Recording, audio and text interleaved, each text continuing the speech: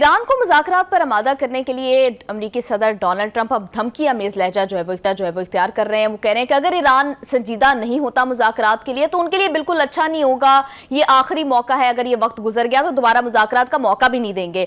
जबकि दूसरी तरफ अगर हम देखें तो ईरानी वज़ीर ख़ारजा अब्बास अराग़ची कह रहे हैं कि अमरीका की जानिब से जो तजावीज़ दी गई उनके ऊपर अभी भी गौर ख़ौज़ जो है वो हो रहा है। और इस सारी सिचुएशन में ये खबरें भी आ रही हैं कि अमरीका ईरान के हवाले से तकरीबन 9,000 फौजी तैनात करने के प्लान्स बना रहा है और किसी ऑपरेशन की तैयारी कर रहा है। तो क्या ये जो मुज़ाकरात का सारा ढोंग रचाया जा रहा है ये एक टाइम बाइंग टैक्टिक है अपने ग्राउंड ऑपरेशन को लॉन्च करने के लिए? और अगर ऐसा है तो पाकिस्तान समेत दीगर सालिस ममालिक किस तरह से मेक श्योर करें कि हमारे साथ कोई फ्रॉड नहीं हो रहा? तो इस सवाल के जवाब के लिए हम बढ़ते हैं सलीम बुखारी साहब की जानिब। अस्सलाम वालेकुम बुखारी साहब, कैसे हैं आप? वालेकुम अस्सलाम, कैसी हैं सारा? आप ठीक हैं? मैं बिल्कुल ठीक ठाक हूँ। बुखारी साहब, डोनाल्ड ट्रंप थोड़े से ना सठिया गए हैं। आप बड़ी देर से कह रहे थे, मुझे ना अब यकीन होने लगा। जिस तरह बातें तो और भी बहुत ज्यादा इंपॉर्टेंट है, लेकिन ये बड़ी फनी बात है। वो कह रहे हैं ईरान ने मुझे ऑफर किया कि हमारे सुप्रीम लीडर बन जाए। मैंने कहा नो थैंक यू, मुझे नहीं बनना। तो इसके ऊपर आप क्या आपने तो कहा कि सठिया गए हैं, शायद वो सठिया नहीं गए हैं। वो एक आदमी एक स्टेज में जाके पागल हो जाता है, हाँ। साइकेट्रिक पेशेंट हो जाता है और वो फिर इसी तरह की बोंगियों और बदहवासियों की बातें करता है जी। आपने कभी जिंदगी में हारा हुआ ज्वारी देखा है? उसकी शक्ल बिल्कुल ऐसी होती है जैसे ये है। आपने कभी नाकाम आशिक देखा है? वो बिल्कुल ऐसा ही होता है। आपने कभी हारा हुआ जर्नैल देखा है? उन सब की शक्लें इसी की तरह की होती हैं। ये जिस तरीके से अपने आप को परफॉर्म कर रहा है, आने वाले वक्त में ये कॉमिक सीन के तौर पे चला करेंगे सोशल मीडिया पे। ये मैं आपको वसूख से कह रहा हूँ इसलिए कि जिस किस्म की वो एक्टिंग करते हैं, जिस तरह वो नकलें उतारते हैं, जिस तरह वो मुँह चढ़ाते हैं। A man who is heading A super power like United states of America behaving like a joker. यानी मुझे तो कोई ख़राबी नहीं है ये कहने में कि अगर कोई थोड़ी बहुत विजडम अमेरिकन एडमिनिस्ट्रेशन में बाकी है तो इनको किसी मेंटल हॉस्पिटल में दाखिल कराएं। ये तकरीबन पागल हो चुके हैं, इसलिए कि ऐसी बदहवासी की बातें कर रहे हैं कि मुझे तो हैरत है उन सुनने वालों के ऊपर जो सामने बैठ के सुन रहे होते हैं, चाहे वो जर्नलिस्ट हैं, चाहे वो इसके अपनी एडमिनिस्ट्रेशन के लोग हैं। आप अंदाज़ा कीजिए कि वो ईरान जिसने नाखून चने चबवाए हुए हैं, जिसने आपकी मिलिट्री माइट की ऐसी तैसी कर दी है, जिसने आपकी नेवी के जो दो बड़े आइकन्स थे, तैयारा बरदार जहाज, ये क्या है जी? ये इब्राहिम लिंकन है जी। ये क्या है जी? जेराल्ड फोर्ड भी भेज दिया है जी। कहाँ है वो जिन्होंने ये हाल किया हो? वो तुम्हें कहेंगे कि आके हमारा सुप्रीम लीडर बन जा। वो तौबा, हु इज ही? मतलब मैं आपको एक बात बताऊं, जो इस गुफ्तगू के ऊपर दुनिया के लोग हंसे होंगे, जो जग हंसाई हुई होगी इसकी, आप तसव्वुर नहीं कर सकते। The poor fellow is not in a position to say कि I am sorry, I was joking. I mean, when a war is on, head of such a superpower is not supposed to cut jokes. आप देखिए ना, ये मतलब है मैं तो, और पूरी गुफ्तगू जिसमें हमने आगे गुफ्तगू करनी है, सारी एक बदहवास शख्स की गुफ्तगू लगती है। कोई रिस्पॉन्सिबिलिटी है ही नहीं। आप देखें वो ये ऑफर तो जो है इसका तो मैंने भुरकस निकाल दिया है, क्योंकि इसके हवाले से अगर किसी से भी आप बात करें, एक आम आदमी, एक कॉमन विजडम के बंदे से, वो भी कहेगा कैसे हो सकता है ईरानी कौम जो अपनी जानों के नजराने पेश कर रही है, ईरानी कौम जिसने इतनी बड़ी कुव्वत को चैलेंज किया हुआ है, ईरानी कौम जिसने अपनी मुसम्मम इरादे से पूरे खित्ते में अपनी सुप्रीमेसी जो है वो साबित की हुई है, वो इसे कहेंगे कि तू आके हमारा लीडर बन जा। एक बात। दूसरी बात, अब वो धमकी अमेज ज़बान जो आपने कहा है कि वो धमकी वाला लहजा इस्तेमाल कर रहे हैं, this again speaks highly of A defeated mentality. जब आपसे कुछ हो नहीं पा रहा होता, फिर आप फोकी धमकियां देने पर आ जाते हैं। जितनी धमकियां इन्होंने दी हैं और जितने दावे किए हैं, आप एनालिसिस करके देख लें, आप इस नतीजे पर पहुंचेंगे कि ये किसी सेन आदमी की गुफ्तगू नहीं है। तीसरे दिन जंग के उन्होंने कहा हमने जंग जीत लिया। चौथे दिन उन्होंने कहा कि हमने हर चीज तबाह कर दी उनकी। पांचवें दिन उन्होंने कहा कि अब हमने उनको इस काबिल नहीं छोड़ा कि वो न्यूक्लियर बम बना लें। ओ भाई, तो इसका मतलब है कि आप जो पिछले साल जून की जंग थी उसमें जो कुछ कह रहे थे वो बकवास कर रहे थे, आप झूठ बोल रहे थे आप। ठीक है, तो मैं आपको इसके 20 स्टेटमेंट रिकॉल कर सकता हूं जिसमें आपको लगेगा कि this man has no brains. अच्छा, आप देखें नेटो, मैं आपको वसूख से तजर्बे की बुनियाद पर, अपने मुताले की बुनियाद पर यह कह रहा हूं कि नेटो ने अपनी ज़िंदगी पूरी जितने साल से वो कायम है, कुछ पता नहीं किया है या नहीं किया है, लेकिन उसने यूनाइटेड स्टेट्स के प्रेस्टीज को और उसके ऑनर को प्रोटेक्ट करने में प्रमोट करने में जो काम किया है वो इसकी अपनी फौजों ने नहीं किया। इसकी अपनी फौज तो जहाँ भी गई है जूतियाँ खा के आई है। फिर बार बार मेरा दिल करता है मैं सेलिब्रेट करूँ यहाँ पर वियतनाम में जो उनके साथ हुआ। निहत्थे लोग, छोटे छोटे कद के, उन्होंने मार मार के जनरलों को चड्डियों में भगाया वहाँ से। इराक, अफगानिस्तान, जितनी मर्जी मिसालें आप दे रहे, फौजों से ना डराएं। ये जो ट्रूप्स भेजने की बात हो रही है ना, मैं आ रहा हूँ इसके ऊपर। इन ये जहाँ गए हैं इसके फौजी लैंड ट्रूप्स, वो जूतियां खा के निकले वहां से। और यहां से भी मैं वसूख से कह रहा हूं कि जूतियां खा के निकलेंगे वो यहां से। ठीक है जी, आगे आ जाए जनाब। अब ये डराया जा रहा है, आपने जो कहा ना कि धमकी अमेज लहजा इख्तियार कर लिया है, अब ये डराया जा रहा है कि ओके, अगर आपने हमारी बात ना मानी, अगर आप मुज़ाकरात की टेबल पे ना आए, जो कि ईरान ने कहा get lost, hell with you, नहीं आते हम, आपकी कोई एक बात ऐसी नहीं है जिसके ऊपर बैठ के हम आपसे बात करें।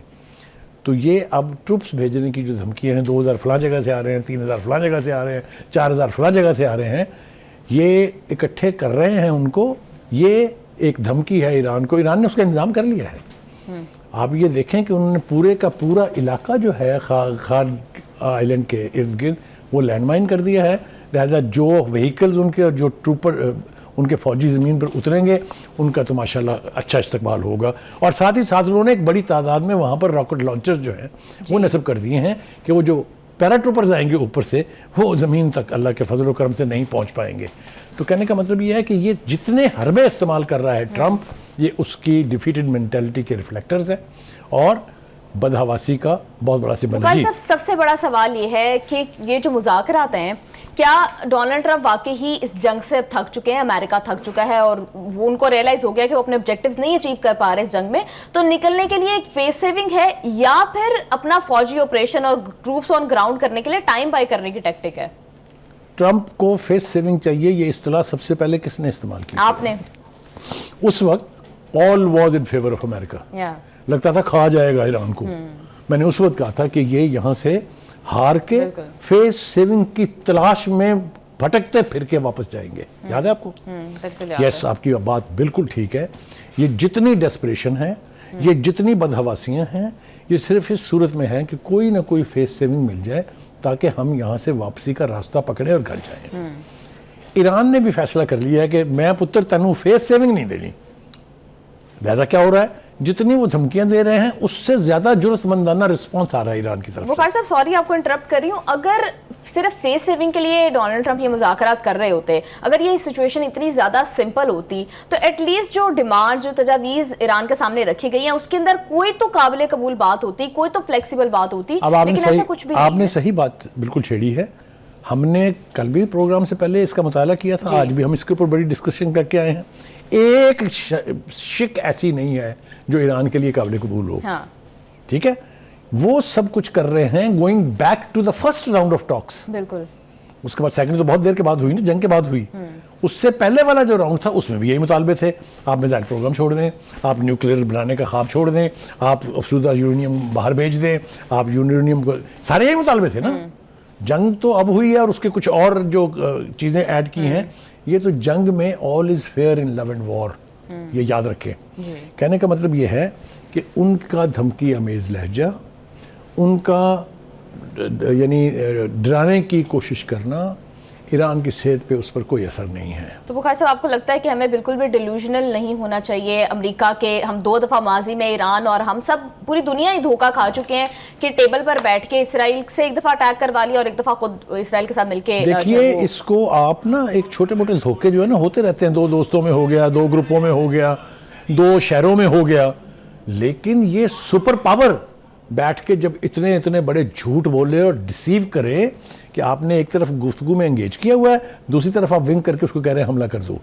एक दफ़ा हो जाए तो कह सकते हैं आपके जी गलती हो गई होगी, कोई कम्युनिकेशन का गैप हुआ होगा। दूसरी दफ़ा जब सूरत इतनी सेंसिटिव थी that led to the war, उसमें भी आपने वही हरकत की। Why should Iran trust you now? बिल्कुल, Iran is not ready to trust Trump at all. तो ये तो होना है। अब होगा क्या? देखिए, उन्होंने भी अपनी शर्तें दे दी हैं। वो इतनी लंबी चौड़ी फहरिस्त नहीं है उनकी, ये तो पागलपन की शर्तें हैं ना, 15 जो उन्होंने लिखी हुई हैं।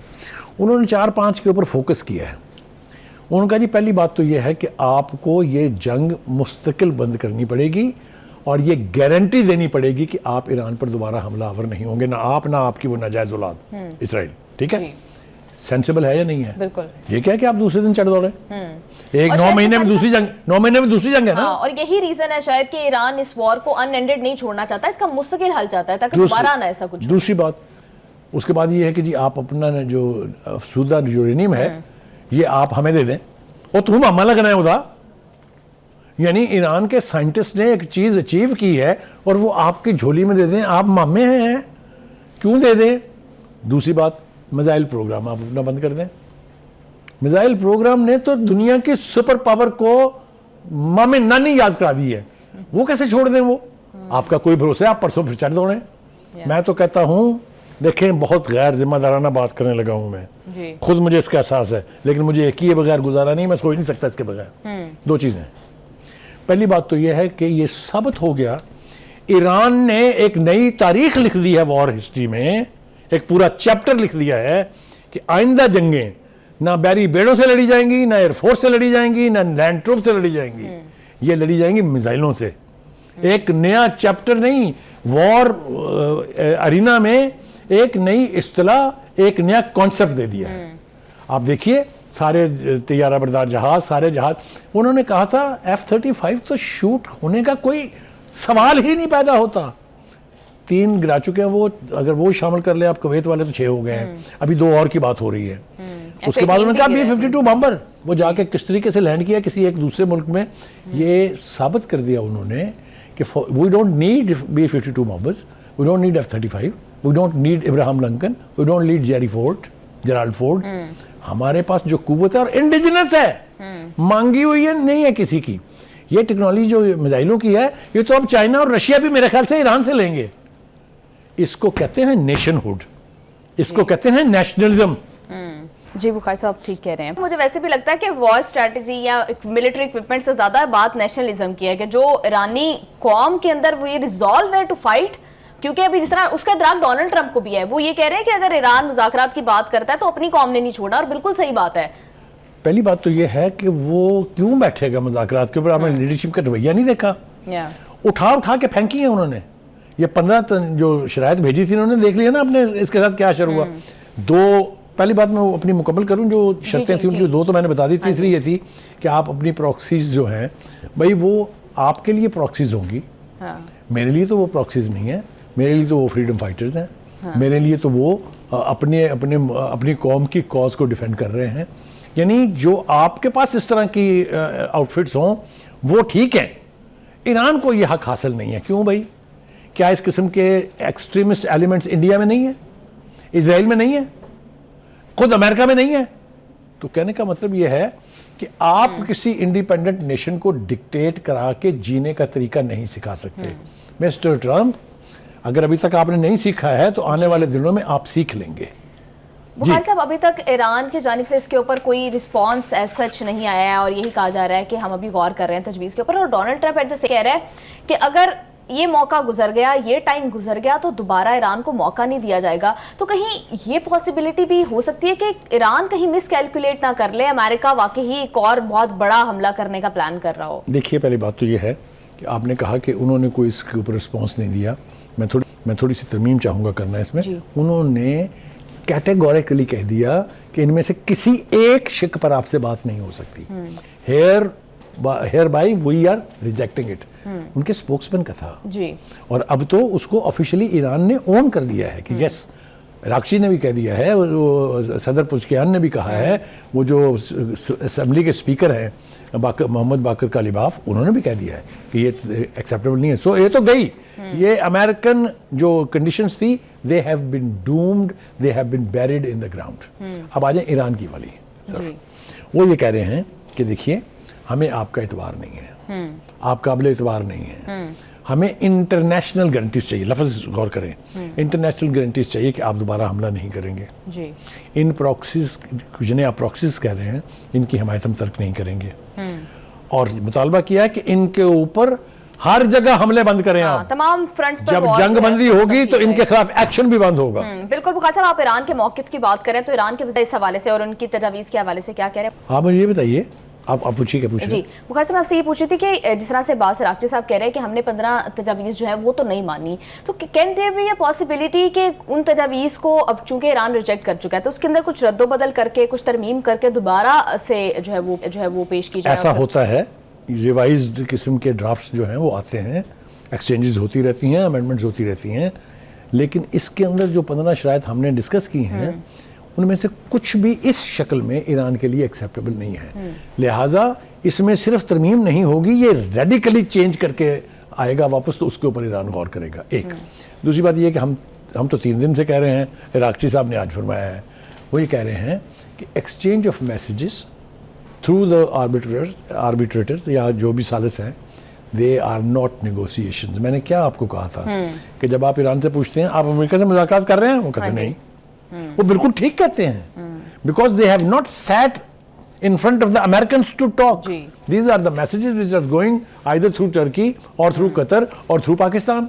तो वो कहता है उन मैसेजेस को हम उसी तरह से ट्रीट करते, उसका जवाब साथ साथ पेश कर रहे हैं।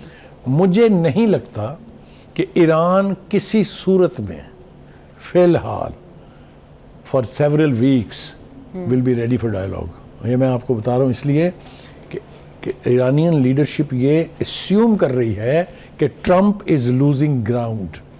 ग्राउंड रियलिटीज़ पर आप जाएं तो मैं आपको ये 2-3 बातें शेयर कर लेता हूँ आपके साथ और आपके अपने नाज़रीन के साथ। मुझे बताइए, कुड एनीबडी इमेजिन कि ईरान इतनी रेजिस्टेंस शो करेगा to the super power of the world and जो क्या नाम है उसका, नेतन्याहू, वो याहू टाइप चीज़ जो है, वो उनको इतनी स्ट्रॉन्ग रेजिस्टेंस देगा कि पूरी दुनिया जो है वो उंगलियां दांतों में दबा के सोच रही होगी कि ईरान चीज़ क्या है।